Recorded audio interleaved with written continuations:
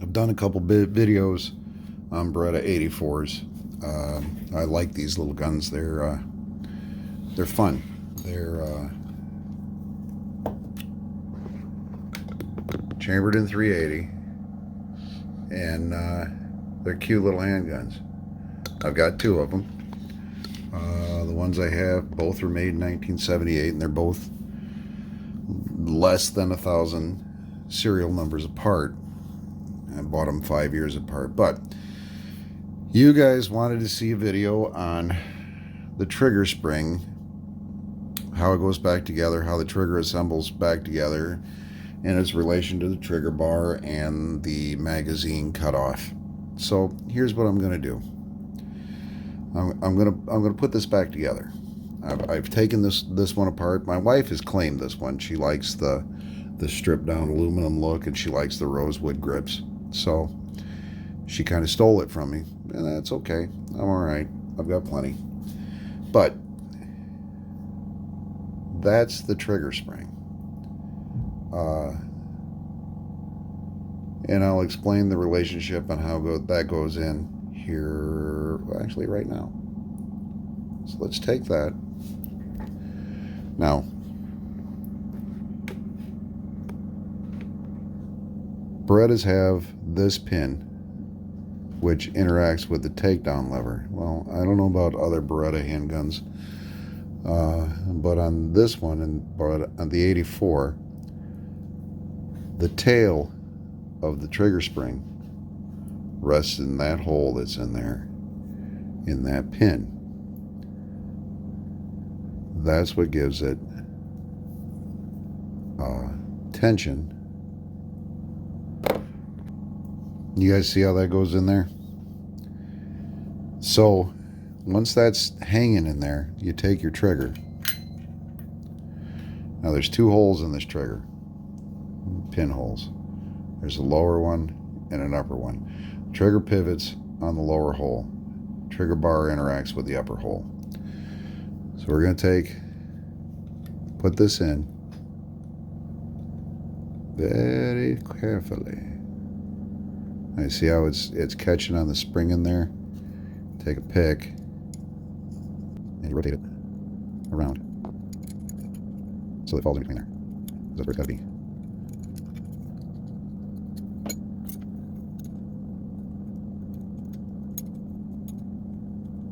And this is why real gunsmiths make big bucks, because they do it without being fiddly. Oh boy.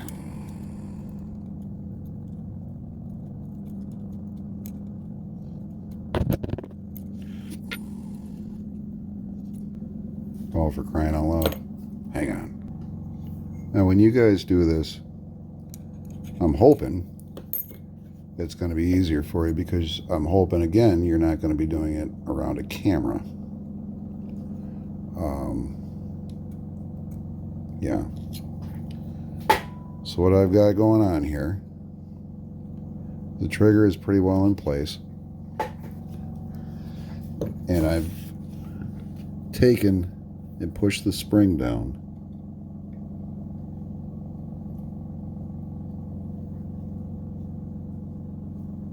to where I can get the holes lined up. Now it's got to come forward a little bit. There we go. Now see, I can get a punch all the way through there. Over here in the dish is the magazine release, or I'm sorry, the slide release. And that trigger pivots on that slide release. And if you look on the back side here, you'll see a small spring. That is the magazine release spring. So we push this through.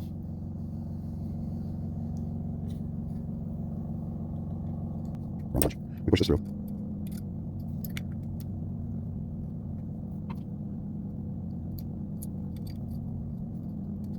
We gotta push that down more. It's big.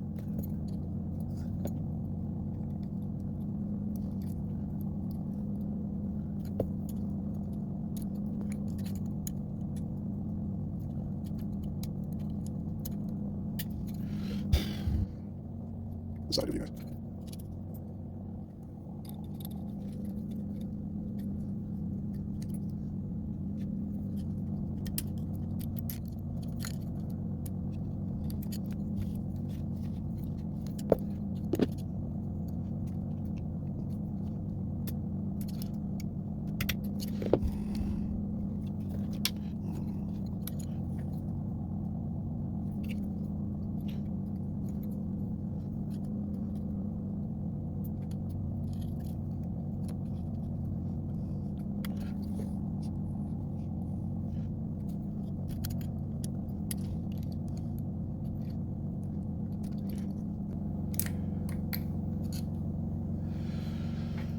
Okay, finally got the spring captured. Now, we'll follow this up.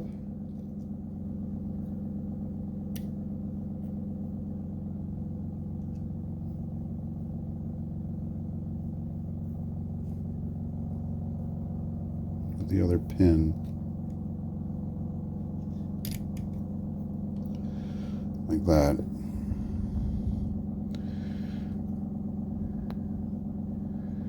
The trigger spring is captured, but we got to put this magazine catch, or not, why do I keep calling it a magazine catch? We got to put the slide release, slide catch in.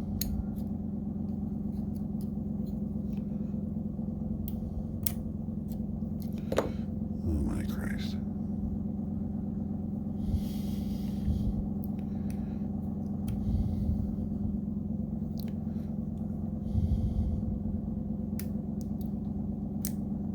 There we go. Now that's in. That is, you see that interaction in there? See the spring sliding back and forth? Now, the thing is, the trigger is not caught on that spring. And how this works, the trigger bar goes in here. Okay, like that. And this pin on the end of the trigger bar, remember the two holes that I showed you in the top of the trigger itself? Well, this fits in the upper two holes. So the easiest way I've found to do this is to bring the trigger all the way forward, so that those two holes are way in the back of the slot. You get yourself a small pick, and you reach in there. You can grab it first. Grab the hook on the end of the spring, and you pull it up, and as you're pulling it up, you're sliding the trigger forward, and it's not easy.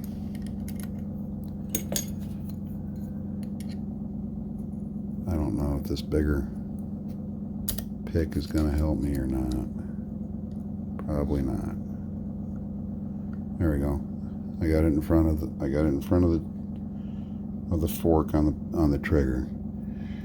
Then we slide the pin in on the trigger bar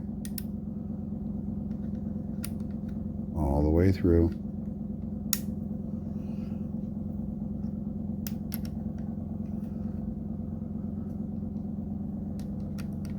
There we go. Then you take your peg out.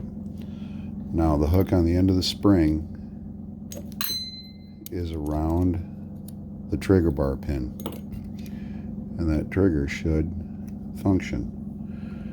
The back end of the trigger bar drops into its slot back here, like that. And there's the trigger bar sorted, or the trigger spring sorted. Now we got to put the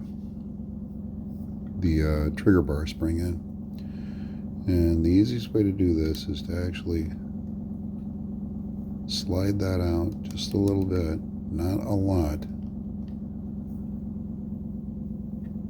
and then put this in.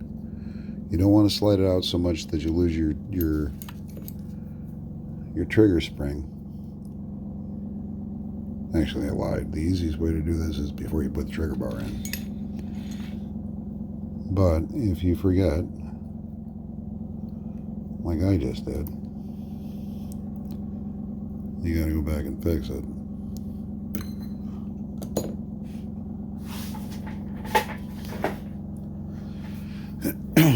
Then doing it like this will work.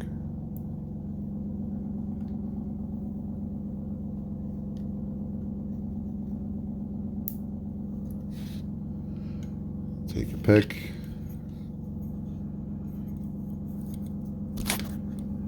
Come down underneath here.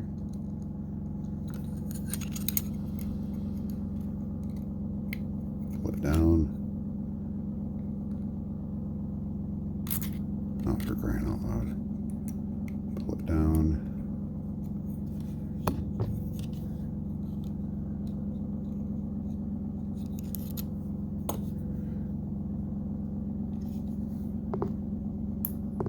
There it is.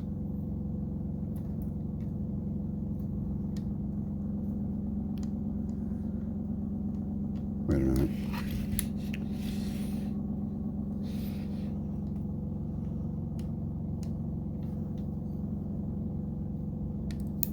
There we go. And that's how that works. Now we can take it out of the clamp. Put this over here. Let's bring you guys up here at a different angle.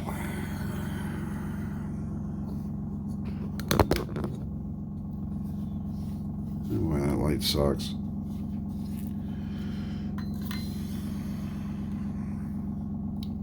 This is your magazine interlock spring.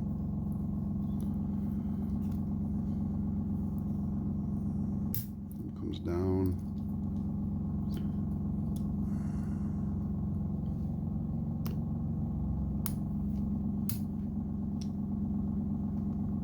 To there. Slides forward. Drops into that machined groove right there. And you take one of the studs that the grip screws go into. And that actually holds that into place. My hand is right in you guys' eyeballs. Screwdriver.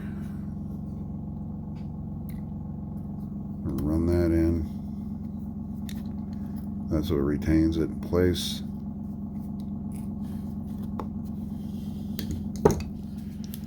And now the magazine interlock doesn't work, but if I push that up,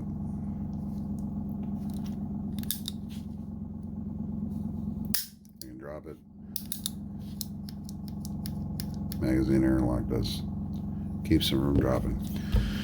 Okay guys, that's how those springs work. The rest of this is just putting the safety back on and the